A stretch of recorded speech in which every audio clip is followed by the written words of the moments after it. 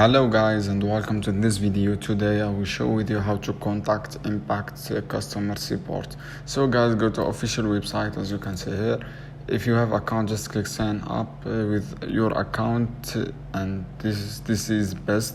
Or guys just click contact as you can see here and scroll down guys. You have to choose help center or customer support. Just click this here, get support now, and after that wait and you find here guys contact support team, and write guys your name. That's me. You write your name and your address, email address, and click object and click just like example approval and click description. If you have issue or take a screenshot and just click captcha here and click send.